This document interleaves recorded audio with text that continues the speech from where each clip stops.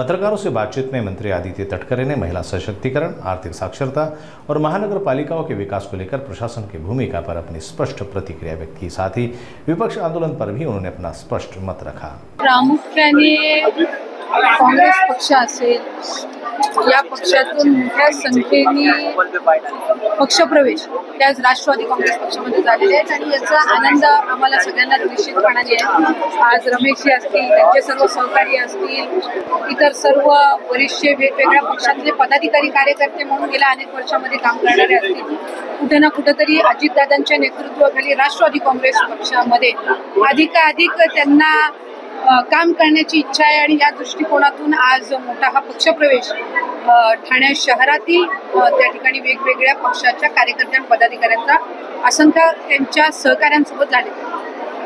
आज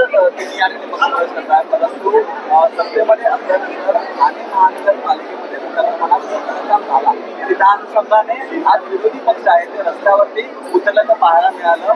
अनेक जे अधिकारी आहेत त्यांचा भ्रष्टाचार देखील त्या ठिकाणी बोलू लागतो। ते साधारणपणे काम करत असताना प्रत्येक पक्षाची आपापल्या पद्धतीनं काम करण्याची त्या ठिकाणी पद्धत असते।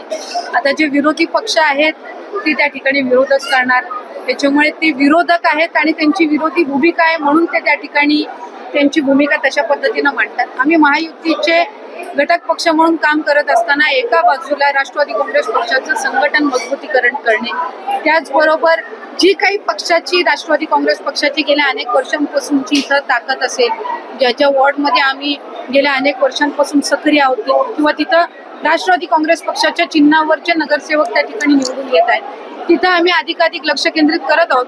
आणि एक गोष्ट निश्चित आहे की आज महायुतीचं सरकार म्हणून काम करत असताना आदरणीय मुख्यमंत्री देवेंद्र फडणवीस साहेब, आदरणीय उपमुख्यमंत्री एकनाथजी शिंदे साहेब, आदरणीय उपमुख्यमंत्री अजितदादा असतील, हे अधिकाधिक आपला महाराष्ट्र राज्य, त्याचबरोबर ही जी सगळी पुणे असेल, ठाणे असेल, त्याचबरोबर मुंबई असेल, नाशिक असेल, ह्या सगळे नागपूर असेल, ह्या सगळ्या शहरांवर लक्ष केंद्रित करून ते अधिकाधिक कशी विकसित होतील यासाठीच प्रयत्न करत आहोत। काही दिवसांपूर्वी आपल्या नवी मुंबईच्या इंटरनॅशनल एअरपोर्टचं त्या ठिकाणी लोकार्पण झालं। पुढच्या कालावधीमध्ये ठाण्याच्या या संबंध परिसरामध्ये सुद्धा त्याच्यातून मोठ्या पद्धतीनं उद्योग गुंतवणूक येणार आहे, त्याचबरोबर रोजगारांची मोठ्या पद्धतीनं त्या ठिकाणी तिथं संधी मिळणार आहे। त्यामुळे ह्या सगळ्या गोष्टींकडे आम्ही लक्ष केंद्रित करत आहोत। आता विरोधक आहेत म्हणल्यावर ते आरोप तर करणारच, पण राष्ट्रवादी काँग्रेस पक्ष म्हणून शहरामधल्या जनतेच्या हिताचं जे असेल ते आदरणीय अजितदादांच्या नेतृत्वाखाली करण्याची ही आमची भूमिका आहे। आगामी पालिका निवडणुका काळात महिलांसाठी विशेष काही असणार आहेत का? ठाणे असेल, मुंबई असेल किंवा इतर जिल्ह्यांमध्ये? ते साधारणपणे महायुतीच्या सरकारच्या या संबंध कालावधीमध्ये आपण पाहिलं असेल तर कधी नेवळे तेवढं महिलांना त्या ठिकाणी प्राधान्य देते। इतर वेळेला 50-51% आरक्षण हे महिलांना स्थानिक स्वराज्य संस्थेमध्ये निश्चितपणाने असतं, पण कुठेही ती महिला मतदार किंवा ती वोट बँक गृहीत न धरता महिला सक्षमीकरणाचं भक्कम पाऊल हे महायुतीच्या सरकारने उचललं। पुढच्या कालावधीमध्ये ही जी सगळी शहरं आहेत तिथं अधिकाधिक महिलांना तिथं उद्योग व्यवसाय कसा देता येईल किंवा त्यांना त्या पद्धतीनं कशी गुंतवणूक करून त्यांना आर्थिक साक्षरता कशी आणता येईल यासाठी आम्ही सरकार म्हणून आणि विभाग म्हणून काम करतो। राष्ट्रवादी काँग्रेसच्या पाठिंब्याशिवाय ठाण्यामध्ये महापौर बसणार नाही अशा प्रकारची इच्छा आपण व्यक्त केलेली आहे कार्यकर्त्यांना संबोधन करताना। कशा प्रकारे तयारी आता या ठिकाणी आपण करणार आहोत? पूर्वीपासून शहरामध्ये राष्ट्रवादी काँग्रेस पक्षाची ताकद ही राहिलेली आहे। मर्यादित असो, काही वॉर्डपुरता असो, जवळपास 30-35 नगरसेवक त्या आधीच्या कालावधीमध्ये सुद्धा आमचे त्या ठिकाणी होते। काम करत असताना आम्ही जरी महायुतीमध्ये असलो, आमचे 3 पक्ष आहेत, त्यातले राष्ट्रवादी काँग्रेस पक्ष सोडून 2 आमचे मित्र पक्ष आहेत, त्यात RPI पण अजून 3रा आहे।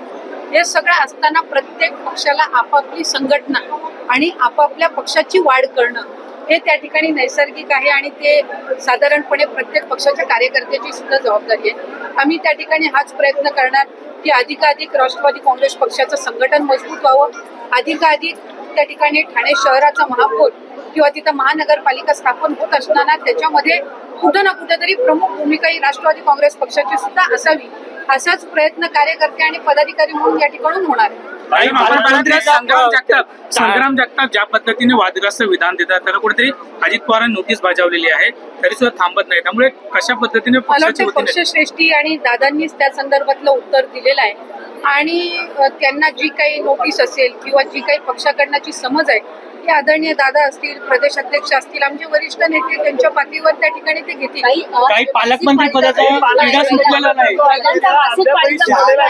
महाराष्ट्रामध्ये तो प्रश्न का अजून राज्यांमध्ये आलेल्या पहिल्यांदा मानसिक पाळीमध्ये मला वाटतंय आत्ताच साधारणपणे एखाद्या कुठल्या राज्याने तो निर्णय घेतलेला आहे. आपण एक गोष्ट समजून घेतली पाहिजे की आपल्या देशामध्ये अनेक राज्य आहेत. प्रत्येक राज्याची भौगोलिक परिस्थिती, तिथली आर्थिक परिस्थितीमध्ये वेगवेगळं समीकरण आहे आणि वेगवेगळी तिथली परिस्थिती असते. आज आपण एका बाजूला म्हणतो की महिला या सक्षम आहेत, महिला या प्रत्येक क्षेत्रामध्ये इक्वल आहे. एका बाजूला आपण ते म्हणत असताना महाराष्ट्र राज्य उद्योग व्यवसायामध्ये इव्हन जीएसटी कॉन्ट्रीब्युशन मध्ये बाकी राज्यांच्या तुलनेमध्ये आज खूप पुढे आहे. महिलांची लोकसंख्या इथं मोठ्या प्रमाणामध्ये आहे. त्याच्यामुळे काम करत असताना एखादी प्रायव्हेट सेक्टरमध्ये काम करत असेल, पब्लिक सेक्टरमध्ये काम करत असेल, कुठल्याही सेक्टरला असं वाटायला नको की एखाद्या महिलेला आपण तिथं काम केलेलं आहे तर त्याच्याने कुठलं तरी आपल्या कंपनीचं किंवा आपल्या व्यवस्थापनचं कुठे नुकसान होतं. ही बाब जरी एका बाजूला असली तरीही महिलांच्या मासिक पाळीच्या दरम्यान होणारा जो त्रास आहे त्या संदर्भामध्ये शासनाकडे जर तशा पद्धतीचं आम्ही त्याचाही एक प्रस्ताव तयार करू आणि त्याच्यामध्ये आपल्या इथल्या महिला कामगार किंवा वर्किंग वुमेन यांचं मूल्यमापन करून त्या संदर्भातला जो निर्णय आहे जर तो संयुक्त असेल तर तो महायुतीच्या सरकारच्या वतीने निश्चितपणाने घेतला जाईल. सुरेश लाड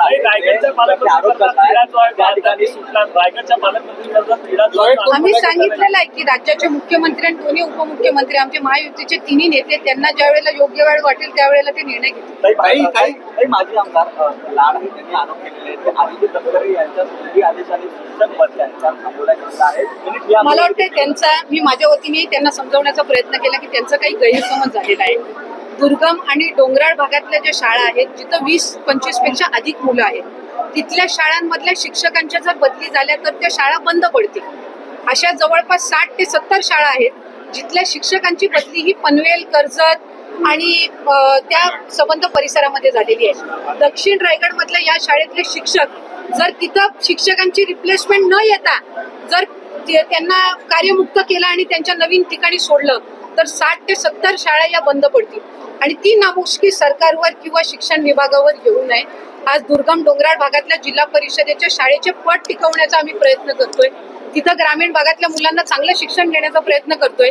त्याच्यामुळे त्याच्यावर पर्यायी व्यवस्था जिल्हा परिषद काढण्याचा प्रयत्न करते.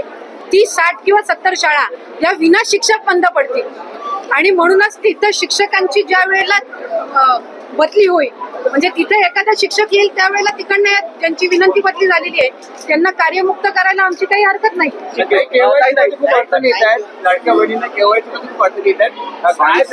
मला आपल्या माध्यमातून सांगायचं आहे की सर्व्हरमध्ये सुद्धा आम्ही अनेक सुधार आणलेले आहेत.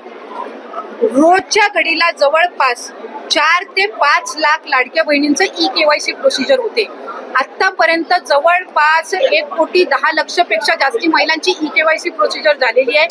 जवळपास 40 लाख पेक्षा अधिक महिलांची ई-केवायसीची 90% प्रोसिजर झालेली आहे आणि आम्ही 2 महिन्याचा कालावधी दिलेला आहे. म्हणजे ही आता या महिन्याच्या म्हणजे सुरुवातीला चालू झालेली आहे प्रोसिजर. त्यामुळे नोव्हेंबर पर्यंत त्यांना अवधी आहे म्हणजे आणखीन 1.5 महिना त्यांना अवधी आहे. जे पूरग्रस्त भाग आहेत त्यांच्या संदर्भामध्ये आम्ही आणखीन 15 दिवस वाढवून देण्याचा निर्णय हा विभाग म्हणून आम्ही घेतो. काय तुम्ही राष्ट्रवादी संपर्क प्रमुख आहात परंतु या ठिकाणी तुमच्यासोबत काही वर्षापूर्वी सोबत असणारे मंत्री ते आज ठाण्यातील व्यासपीठावरून बोलताना बोलले की माझे नगरसेवक आहेत ते कुठेतरी जास्त पैसे देऊन सतत तरी चोरत आहेत असा आरोप आहे. तो आता कसं आहे बघा जसं जसं महानगरपालिका स्थानिक स्वराज्य संस्थेच्या निवडणुका येणार जवळजवळ तसे आरोप प्रत्यारोप हे त्या ठिकाणी आपल्याला ऐकायला मिळतील. अनेक वेळेला जी गोष्ट पूर्वीच्या कालावधीमध्ये योग्य वाटायची ती आता चुकीची वाटायला लागेल, जी चुकीची होती ती आता योग्य वाटायला लागेल. त्याच्यामुळे जो तो त्याचा प्रश्न आहे. शेवटी आम्ही पक्ष म्हणून किंवा महायुती म्हणून मतदार बंधू भगिनींनी जी आम्हाला संधी दिलेली आहे त्यांच्यासाठी अधिकाधिक आम्हाला काय करता येईल आम्ही त्याच्याकडे लक्ष केंद्रित करतो. त्याच्यामुळे कोण काय टीका करते याच्यामध्ये अधिक वेळ न घालवता आम्ही सरकारचा भाग आहोत. आमच्यावर जास्ती जबाबदारी आहे आमच्याकडनं लोकांच्या जास्ती अपेक्षा आहेत, त्यामुळे त्या अपेक्षा कशा पूर्ण करता येतील याकडे आम्ही निश्चितपणाने अधिक लक्ष